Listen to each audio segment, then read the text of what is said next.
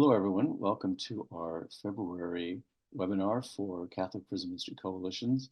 I'm Father George Williams, and I am happy to introduce our guest speaker today, who is Reverend Hampton Deck, who is going to give a presentation on his work doing centering prayer at the California State Prison in Stockton. Reverend Deck has been the pastor of the First Presbyterian Church in Vallejo, California for 30 years now. He's married, has 4 grown children. He's participated in centering prayer in Folsom State Prison from 2016 to 2018. And since then, he's led the centering prayer group at the California Healthcare Facility in Stockton, California.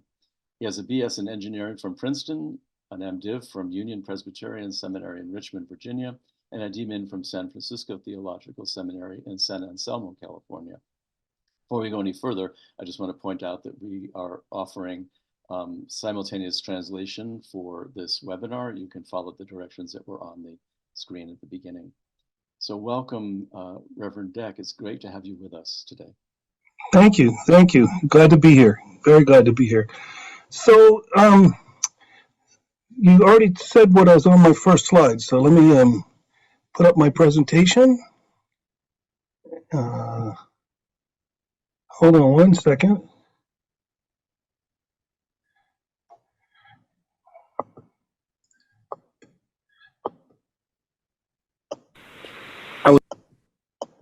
So I want to jump right in and tell you how to do centering prayer, which is very simple. It's a very simple prayer practice.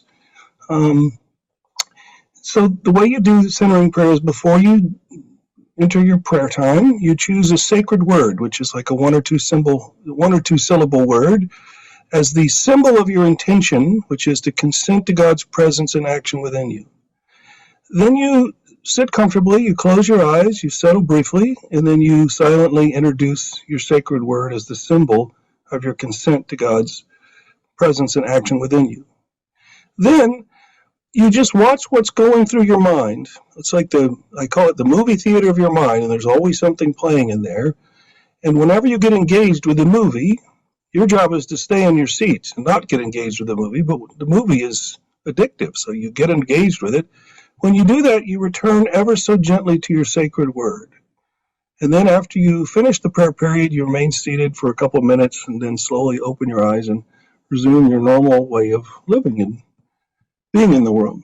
So I just wanted to go over a couple of things. The sacred word can be a simple word of 1 or 2 syllables like love, peace, grace, trust, or listen, or you can use your breath, or you can use your word and your breath. And the function of the word is not to think about the meaning of the sacred word, but simply to remind you that your attention has been stolen and you need to return to letting go of your thoughts. And thoughts is an umbrella term, which means anything. It's thoughts, ideas, feelings, emotions, sounds, pictures, sensations, plans, opinions, or any kind of spiritual experience that comes into your awareness. You let go of that. Basically, a thought is anything that draws your attention to a focal point. So the goal is to let go of your thoughts. The goal is not to have no thoughts. That rarely happens, but to let go of thoughts. So I have this x-ray of the normal human brain there, and you see everyone has a little mouse running around in their brain because they're always thinking and emoting and feeling and listening and watching. So the goal is to let go of thoughts, to step out of your stream of consciousness and just let it flow by. Now, that's a difficult thing to do because you're not used to doing it. But it's like listening instead of talking to God. It's like listening for God instead. So I thought we'd start. Before you go on, I just wanted to ask you if you could remove the little screen blocking the bottom of your screen there. It's the video panel on your screen. It's just covered. Yeah. Well, I'm screen sharing, so I'm not sure how to get rid of it. There. Is it gone now? No. Well, let me get out of this and then I'll get back into it and see if I can eliminate it.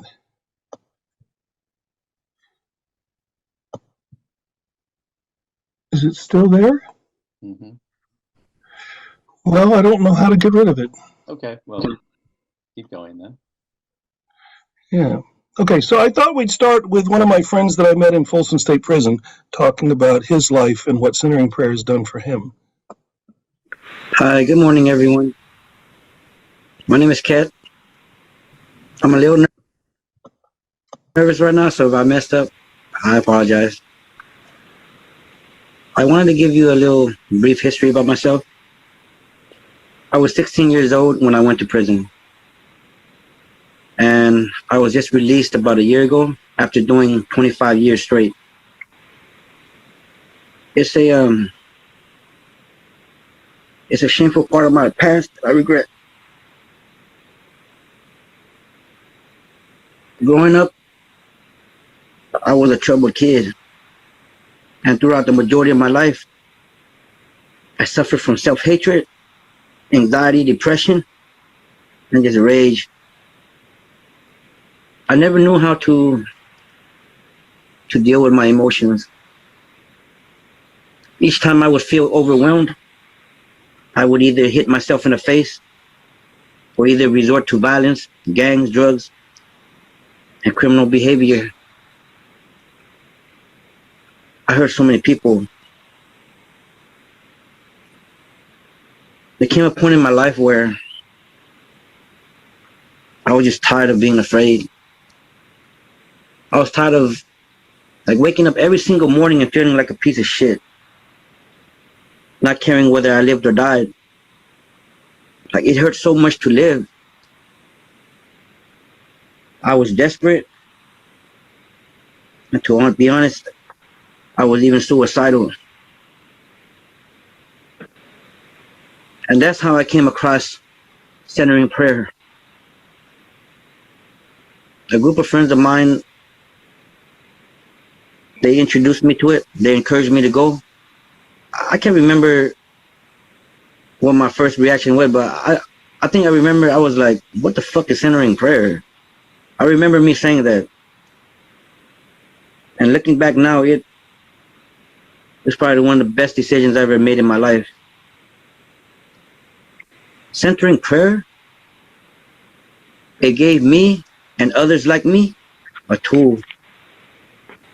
I have a practice now that allows me to go into a place within myself and sit still with my emotions, something that I never knew how to do before. And that leads me to make better decisions. I think throughout this whole process, what I came to realize through this practice was that the greatest treasure with sitting still was that I came to find God. God was there all along waiting for me. He was everywhere. He was in people, in situations, and things, but I know now why I could never see those things in my life, because I was so trapped up in my own demons. I never would have gotten to this point had it not been for my sponsors, Ray, and everyone else who came day in and day out. For Christmas, for New Year's Eve, for Thanksgiving, they sacrificed their free time to come see me, and that meant a lot to me. That showed me that, you know what? People weren't broken. People weren't suspect. Life wasn't broken. They believed in me, and eventually, I started to believe in myself.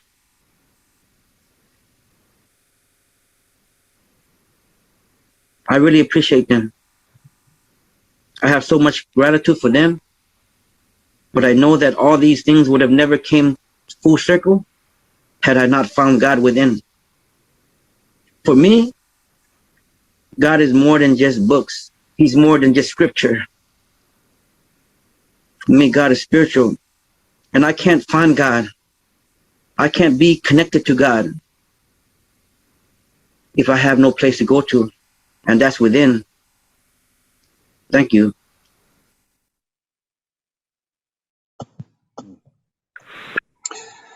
So you can see how articulate my friend is, and this is another friend of mine, and he appears in a movie along with Kat that was made by Ray Leonardini, who ran the prayer group at Folsom State Prison for 15 years or more.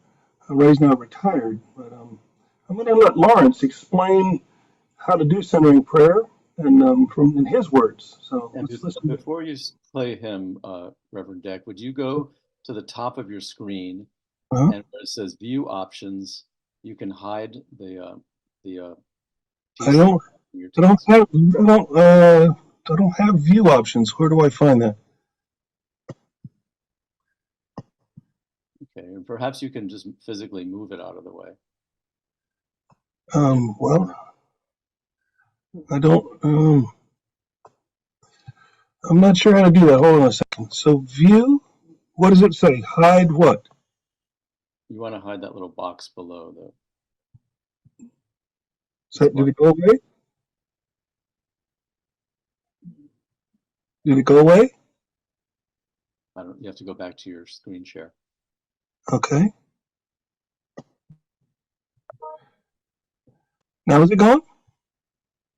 No, but let's continue. I guess we won't worry about it. Okay. Sorry about that.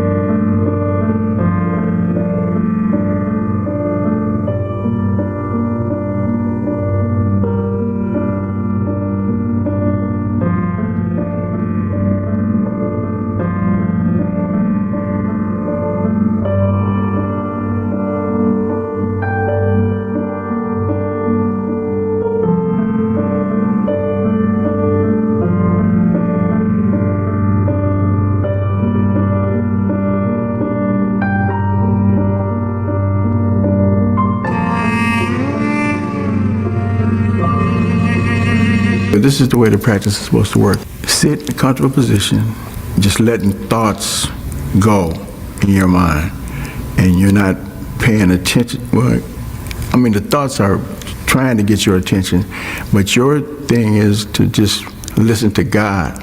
So God is the silence in between the thoughts. My first experience doing centering prayer was not the greatest. I thought I had to turn my mind off where I had no thoughts at all. And I just found it frustrating that I couldn't do that. And so I thought I was doing it wrong. The thoughts are always taking you away. So while you're sitting there, the thought is, you're sitting there and you're like this, and the thought is taking you to thought. You know, it might be a terrible thought, like something that happened to you when you were a child, or something that happened to somebody that you love. But as you just sit there, you know, pretty soon you're able to not react physically or mentally or emotionally. So the story is just going. So as the story takes you away, grabs you, whatever, anger, whatever, resentment, whatever. But in between that thought and the next thought, there's silence. And in that silence, you can kind of hear God's voice. I mean, it's magical for me because it's God healing you, but in his own language. And God's language for me is silence, but it's a silence that really says something to you.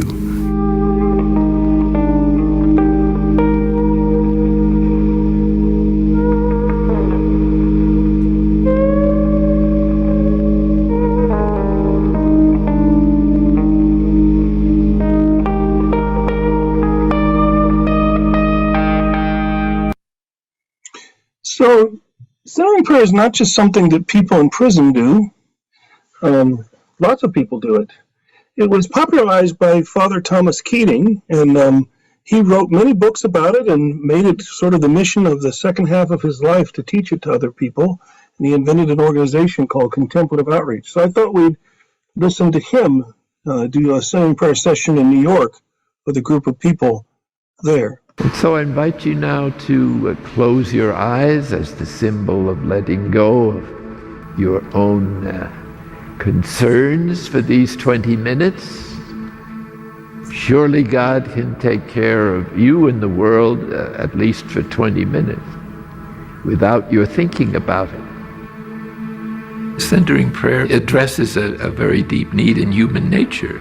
Apart from its religious aspects, everybody needs some time to be with themselves, just to be themselves. They need some time to reflect, some time to be quiet, some time to be free of the pressure of thoughts, especially oppressive thoughts, anxieties, worrisome thoughts.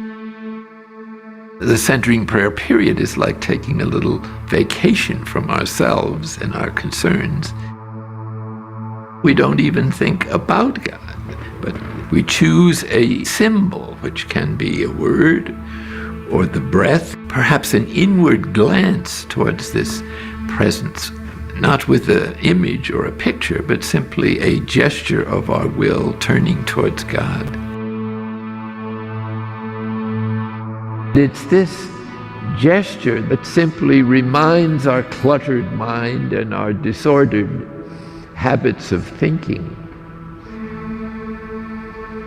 to be able to rest, at least with a certain increasing habitual character, in the presence of that which just is. We've been culturally conditioned to imagine God as transcendent, which he is, but at the same time, he's infinitely immanent.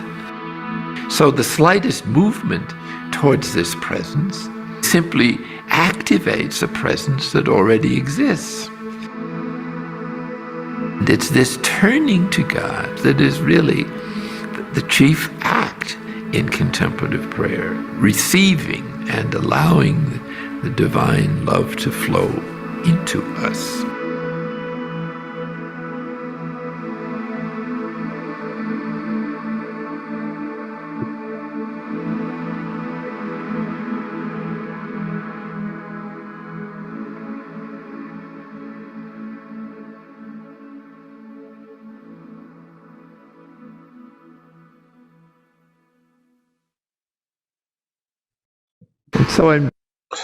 So centering form is one form of what is called contemplative prayer. It is a method that leads toward contemplation.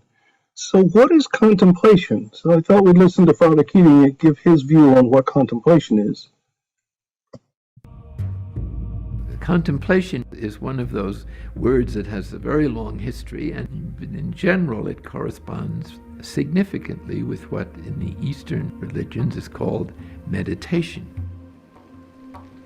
Contemplation is this growing consciousness of a relationship with the mystery of life, or the ultimate reality of life, that loves us and that speaks to the depths of our being and tries to draw us into some awareness of this great goodness and presence.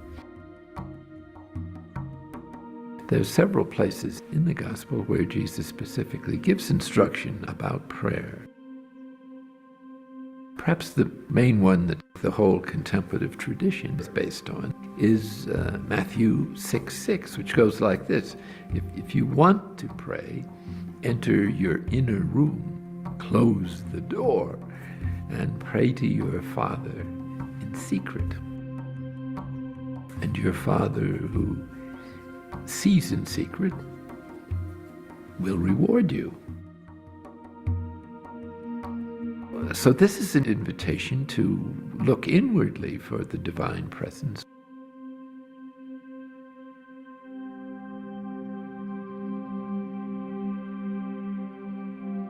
So the basic thrust of the whole text is to shift our idea from God as utterly transcendent and far away and hard to get, and somebody whose love you have to earn, into someone who is very close, who loves you already, who you don't have to do anything to win his love except to allow him to love you.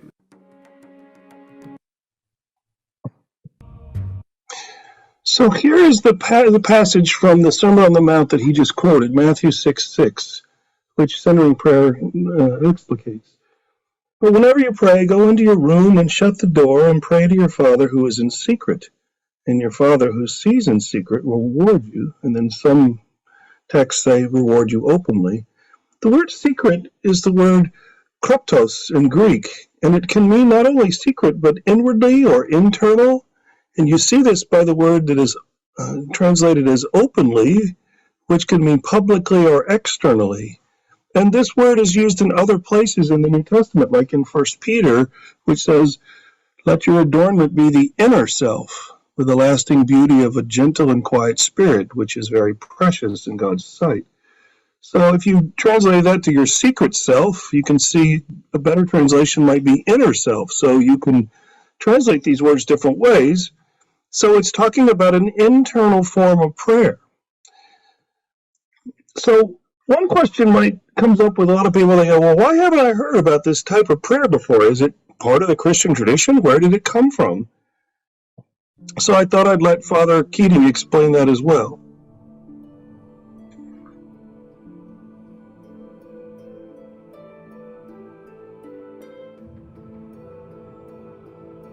The first impulse in Christian monasticism happened right around the time of Constantine. And a lot of people fled into the deserts of Egypt and other places and formed very primitive Christian communities. And from those primitive Christian communities, the institution eventually of Christian monasticism arose with the rule of St. Benedict. But during the time of the Middle Ages, and especially afterwards in the Reformation, a lot of that knowledge was suppressed. The contemplative life, as it was known by the Desert Fathers and Mothers, began to disappear. And once the Reformation began, the focus was on doctrinal differences rather than on living the gospel. So it disappeared out of the teaching of the Catholic Church. Way back then, Thomas Keating was interested in contemplative experience. His mission was to teach John of the Cross. I loved his poetic approach to the Bible and the spiritual journey. We're talking about something akin to human passion, motivated by a great love. Then there's his books on the dark night, which means in Spanish a night full of stars. Knowledge of God is obscure because in this life it surpasses rational concepts. The spiritual dimension of our being is just as real as the psychological. So by meditating, one begins to access the deeper levels of interior silence. John of the Cross has a great description of silence. The eternal Father, he spoke only one word, and he spoke it in an eternal silence. And it is in silence that we hear it.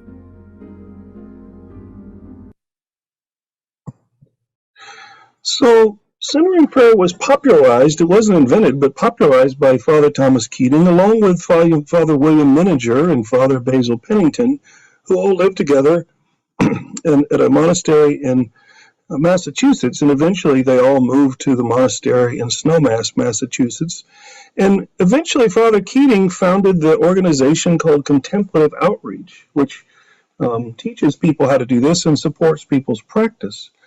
But where did they get the teaching from? Well, they got it from an anonymous 14th century text written in England called The Cloud of Unknowing.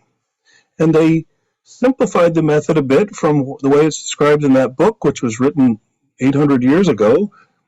But that book was based on teachings from what are called the Desert Fathers, people who went out into the desert after in the early centuries and practiced this form of prayer there.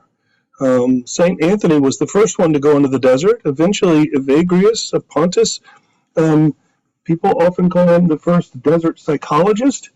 John Cassian went down and studied with Evagrius and other fathers in the desert, and he brought it into the West. He brought it and founded a monastery in France. It was also practiced by many Christian mystics, such as Meister Eckhart, Teresa of Avila, St. John of the Cross, and in the Eastern Christian world, in Russia by St. Theophan the Recluse, and a host of many other saints and mystics. So this is firmly part of the Christian tradition. Now, Father Keating translated it into psychological terms here in the 20th and 21st centuries, and part of what happens, especially for those who are incarcerated, is this unloading of the unconscious, which eventually happens to everyone who practices. What it means is there are things about ourselves that we're not aware of, that are buried in our unconscious. And centering prayer loosens up our resistance to knowing those things, and it unloads into our consciousness. So I'll let him explain it a little bit. There are two contributions from the world of contemporary psychology that are crucial, and one is the personal unconscious, and the second one is the collective unconscious. And by unconscious we mean something that is truly present somewhere in our psyche and warehoused in the body so that it's for real, that we don't recognize or know about, and in many cases don't want to know about. Especially is this the case with regard to what Jung calls, and which has been developed in other psychological systems, as the shadow. The shadow is the dark side of our personality, or that about ourselves that we most dislike. Without knowing what that is and coming to terms with it, it is so painful and distressful that most people will project it on other people and hate in them what it is painful to hate in oneself.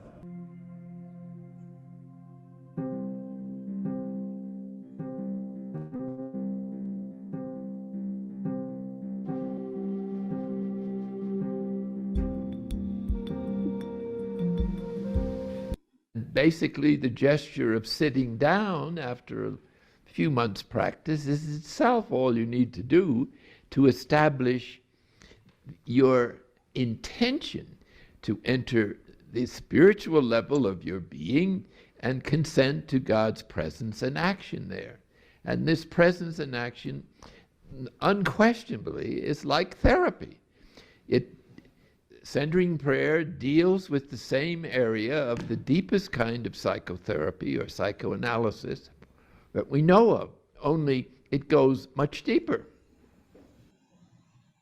It's an exposure of our inmost being and the contents unknown to us of our unconscious that we're opening to God and to our deep self for processing.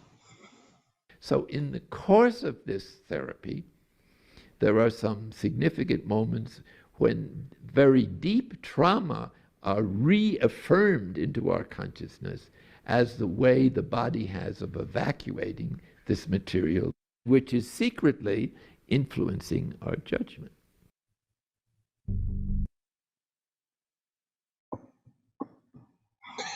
So now I'd like to let some of my friends that I met at Folsom State Prison talk about things that were buried in their unconscious, which eventually surfaced and were healed by God through their practice of centering prayer.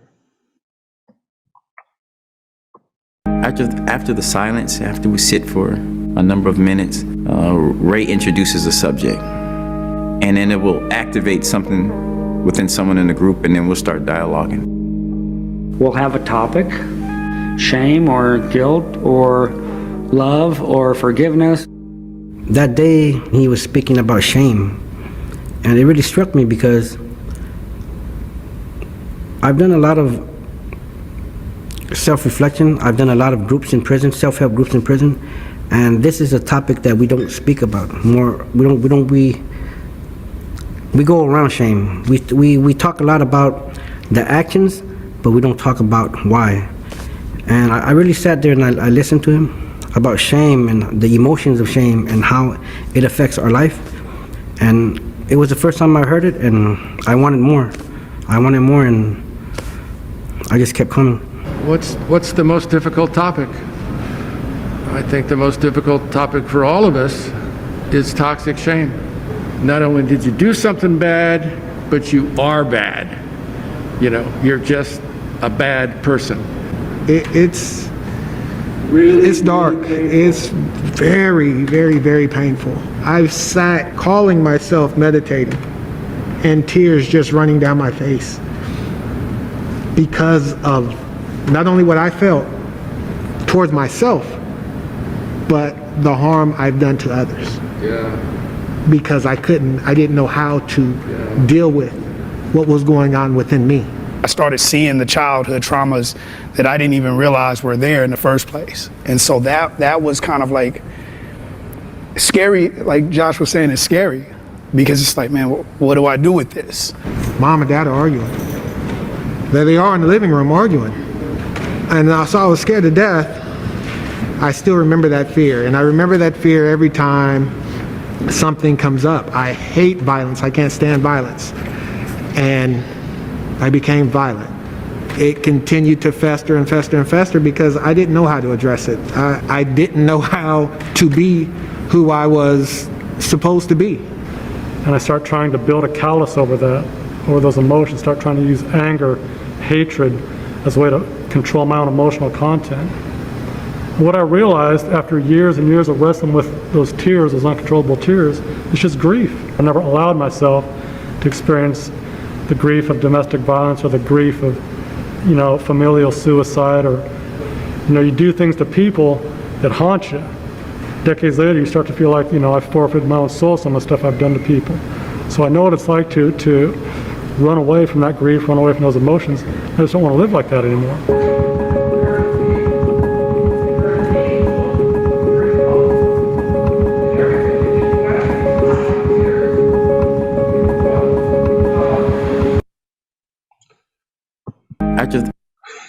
So now I want to let the people I knew at Folsom State talk about their shame, their fear, their anger that came up through the unloading of their unconscious as they practiced centering prayer day after day, week after week, month after month.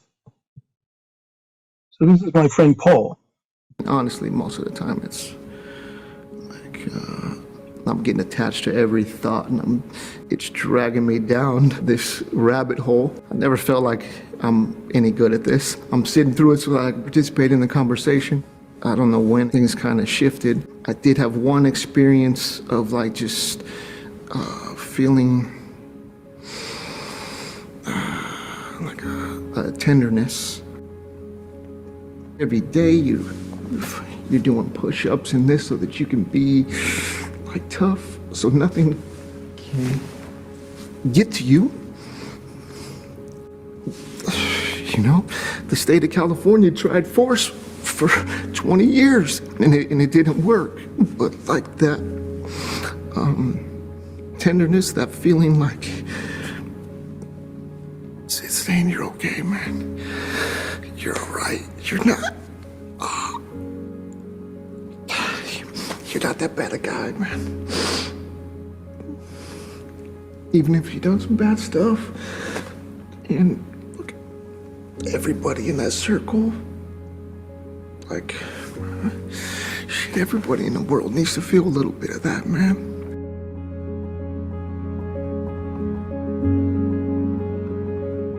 It was entering into the silence and analyzing these feelings of rejection, of fear, of hurt, of feeling lonely, of feeling afraid, of feeling violated, of feeling not good enough, not tough enough, not masculine enough. But it was about after 6 months of sitting and centering prayer and hearing these guys talk about their pain and their shame and why they actually are afraid and angry and why they committed their crimes. I had just about the worst role models that you could have.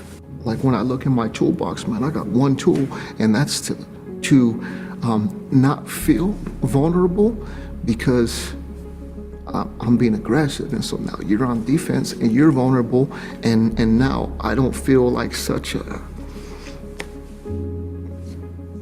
I don't feel weak. If that's the only tool you got, you learn to use it pretty good, but it's not adequate. In the past, I was never able to look within myself. Never, because I was always afraid of the way I felt about it when I would do it. And I recognize now why I was so bitter and so angry at the whole world and everybody else, because I would hold all these things in, and any little thing would trigger me to act either violently, turn me to drugs, or any kind of criminal behavior. Because we all came to prison because we acted out of the fear, of the shame. So we're all suffering from the same condition. We're trying to escape ourselves. My thoughts would tell me all kind of crazy things about life, about what someone did, about the past, about me wanting revenge, about what I need to do to make things right. And that's what's so liberating about centering prayer and learning how to sit still with yourself, is that you have a space now where you could look at your thoughts and say, what the fuck am I thinking? What the fuck is that? Nah, that's not right. And it leads you to better decisions.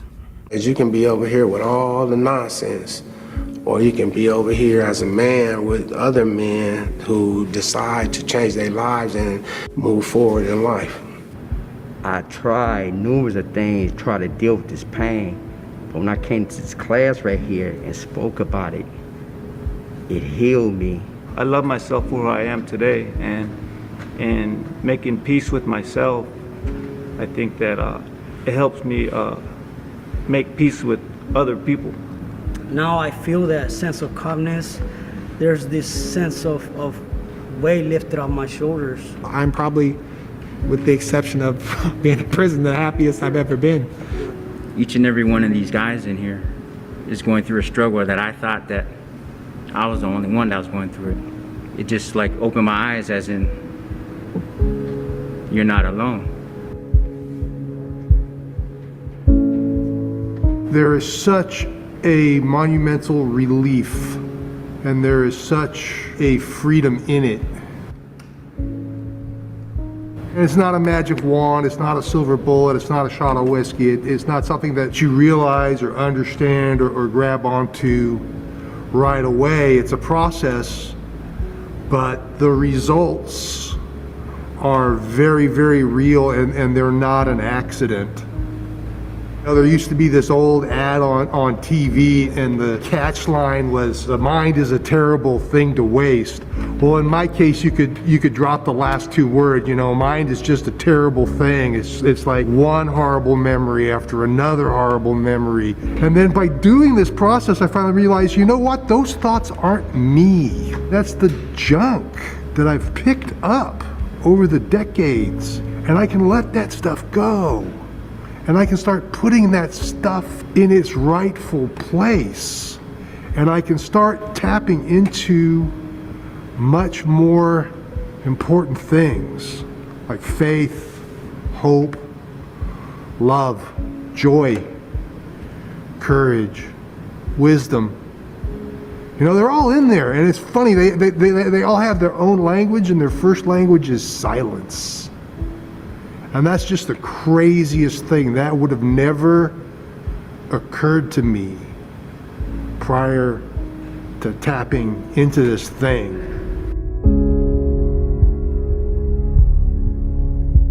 Honestly, most of the time it's... So the fruits of centering prayer are not during the silence when you're practicing it, but they show up in your daily life. So here's some people talking about that. You really don't have to be mad. You don't have to be sad. You know, I mean, that's the normal reaction, but you get a chance to choose your own reaction. But as you're sitting there in silence, and the silence is healing all of that, the stuff that would just make you, that would turn you and twist you, it doesn't turn you and twist you anymore. And then you can, I guess, make a conscious choice of how you want to respond.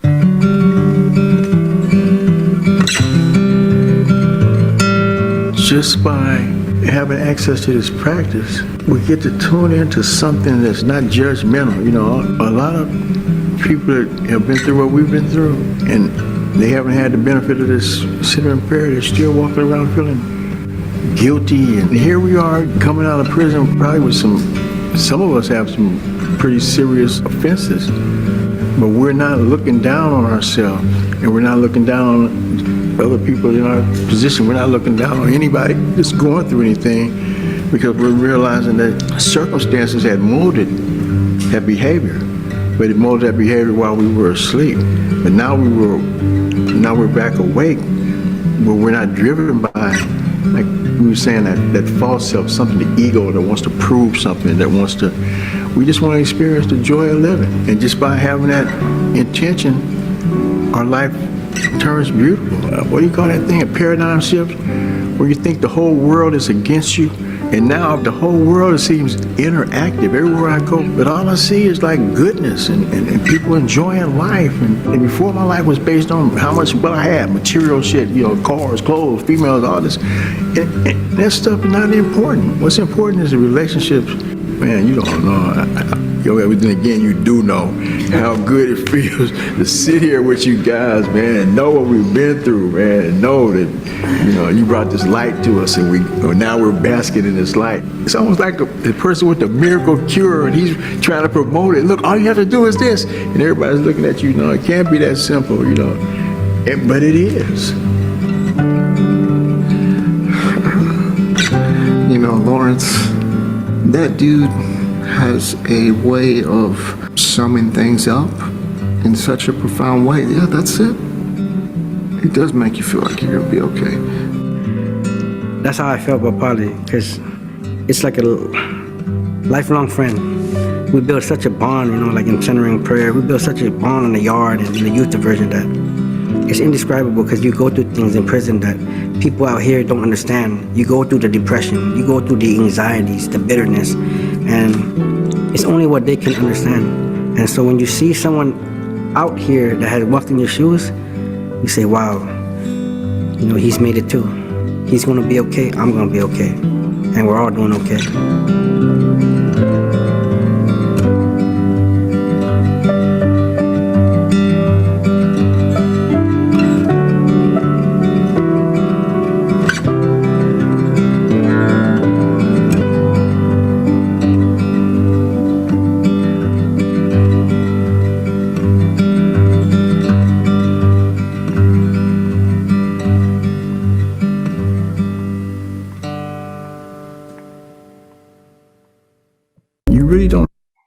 So, before we get to questions, I just want to show a couple more slides. This one is the slide about what's going to happen next Wednesday and all the Wednesdays all the way up till Easter. I'm going to have a Zoom meeting that you can come to and learn how to practice in prayer and practice it with us. And each of those Wednesdays, I'll bring someone that I met in prison who's been transformed by this practice and let them talk about it as well. So, I hope you'll sign up for this and come and join us on Wednesdays. Also, I wanted to say that you can find resources about centering prayer for those in prison by going to the website of contemplativeoutreach.org, the organization that Father Thomas Keating founded. You can go to the pull-down menu for programs and click on Prison Outreach, or you can go directly to the page by the website at the bottom. I also wanted to say that you can also, if you're interested in the film that I showed clips from, Holding Still, which was made by Ray Leonardini, the leader of the prayer group there, you can find it at Prison Contemplative Fellowship, whose website is uspcf.org, or you can find it on the website of catholicprisonministries.org/holding-still. And if you want to look at the video clips in the film where Father Keating talks about centering prayer, they come from the movie A Rising Tide of Silence, which is about his life. You can find it at various sites, including Prime Video, and I think it's well worth watching. So that concludes my presentation. So if, Father George, if you have some questions, I'd be more than happy to talk about them. I think people were so absorbed by the wonderful presentation of the various speakers that they weren't writing questions at the time, but I invite anybody who has some feedback or some questions or comments for Reverend Deck to write them in your chat feature. Someone would like to know how to introduce this practice into the prison system. And I think I'd like to add to that a little bit in terms of how do you sell this to people who, say, come from a fundamentalist or Pentecostal tradition that might be very suspicious of anything that sounds like meditation or Eastern religion? Well, I think lots of people have that view. I'd say, well, let's just try it and see what happens. I mean, I told you it's deeply rooted in the Christian tradition, so this presentation has gone over some of that. The resources on our website at Contemplative Outreach about introducing it in prison will show you how to do that. In addition, Ray Leonardini has resources at the website of his organization, Prison Contemplative Fellowship. So the way I did it is I went to the Catholic deacon who works at the prison and asked if I could lead a group like this. And he, we talked about it, and then you just invite people. And once someone in the prison catches on, they're the ones who get people to come. I don't really go around from cell block to cell block asking people to come. I just get the people in my group, and they're the ones who promote it. They're actually the ones who get rid of the people who are negative about it because they're like, well, this is not the group for you. So all that takes place behind the scenes.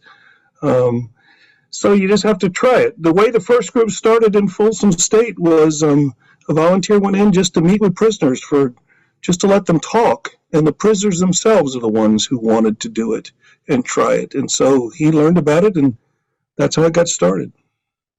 And how would you set up when you're in the prison, say you have a multi-purpose room, how do you prepare to hold one of these sessions? Well, when we do the sit, which is always the most important part of the meeting, is we sit, we make the chairs in a circle so you know that no one's standing behind you. And I always face the door, so if I hear a noise, I can open my eyes and see what's going on. In fact, like in Folsom State, where that was filmed in the chapel, that's the only place you can be without a guard. And so we would go in there and we would lock ourselves into the room. Which I remember the first time they told me that, I'm like, really? We're going to be locked in here with 30 inmates with the doors locked? But yeah, so that's also so that everybody can see one another, so that if you have a discussion, people can see each other and interact with one another. Sometimes I take handouts and give those handouts and say, read this and we'll discuss it next week or the week after. Sometimes I just let the discussion flow. It depends on who shows up. But physically, we sit in a circle unless, I guess we even sit in a circle when we show a video. Like the video that was filmed in Folsom State that we watched was made for prisoners to promote this practice so that it answered some of their questions and prisoners relate to each other in a different way. So that's why Ray didn't speak very much on the movie. You mentioned sounds, and I know working at San Quentin, there's almost nowhere to go where there isn't noise. So when you're doing the sit, do you just have the ambient prison noise in the background, or do you use any kind of meditative music or something to kind of drown it out? Well, where I go now in Stockton, I practice it in one chapel in one yard, so we have a quiet room. Sometimes you can hear things outside. You learn to ignore those things. They're just another thing to let go of, the ambient sounds. I mean, I've practiced centering prayer in airports in between flights, and you know how noisy airports could be. It's sort of like a prison. But you just learn to tune it out. You learn to separate from your thought stream. It takes a while to catch on. Like any practice, you have to practice it a while before you get to the deeper levels and are able to ignore that. But once you get caught up in the sounds, your centering prayer word just reminds you, let go of that. If you say the word silence, and so the rooms that I've practiced at in prisons are designed to be more silent, but you can practice it anywhere. One day they had some people from the governor's office come to the prison, and we couldn't go in to the chapel because it was filled with people who wanted to talk to the people from the governor's office. So we just sat out front with the Muslim group, and we did it together because they do a form of this called zikr in the Islamic tradition. So you can do it anywhere, anytime, doesn't matter. You just learn to tune it out. Mm-hmm. And you imply in what you're just saying that in order to really do this effectively, you need to be doing it yourself, right? So Well, that's any suggestions for cultivating a personal practice? yeah. The best advice is to do it first thing in the morning. One of the first people who taught me to do this said, just do it for Father Keating says do it twice a day for 20 minutes each time. That might be a little much when you start out. So just try it for 20 minutes first thing in the morning. Get up a little earlier, go to the bathroom, and then go sit. Once you enter your normal life, it's hard to stop it. It has a momentum of its own, and you quickly realize this. So I always practice first thing in the morning. Then you could practice in the evening, but I do a double sit in the morning. I sit for 55 minutes now every morning, and I've been doing it for about 11 or 12 years daily now, and I go on retreats. So it's become a regular part of my daily activities. But doing it first thing in the morning is probably the best thing when you're trying to establish a practice. Mm-hmm. And I think that just highlights the point that, we can't give what we don't have. And I think any kind of prison or jail or detention ministry, we have to be grounded in our own spiritual life, a regular regimen of prayer, preferably a spiritual director, and community support as well. Which kind of leads me, I want to mention before we end that we're going to be starting a peer support group for full-time Catholic prison ministers, and we're going to be meeting once a month with Sister Christina Denev. She's a CSJ, and me, who I will co-facilitate. And we're going to be sharing a link later to let you know how to sign up for this. But I think it's all connected to the idea that we have to be doing this practice ourselves faithfully in order to. Yes, Ray Leonardini he wrote many articles over the years, and he always said, as you said, you can't give to somebody else what you don't have yourself. He said, when we go into practice with people in the prison, we must bring our own personal prayer practice with us. When we sit in a circle, we're doing this together. We're all doing it individually, but we're doing it together, and there's a strength in meeting and doing it together. But sometimes people ask, can I come in and help? And we always say, well, do you have a prayer practice? And they go, well, no, I don't. I said, well, let me teach you how to pray this way first, and then you can come in. We're always happy for the help, but it's hard for people to relate if they don't have this experience in their own life. Right, and I think also it's not a one size fits all. There are different spiritual paths or different forms of prayer. You need to find the one that works for you, and realize that what works for you may not work for other people, but the important thing is that it works for you. Yes.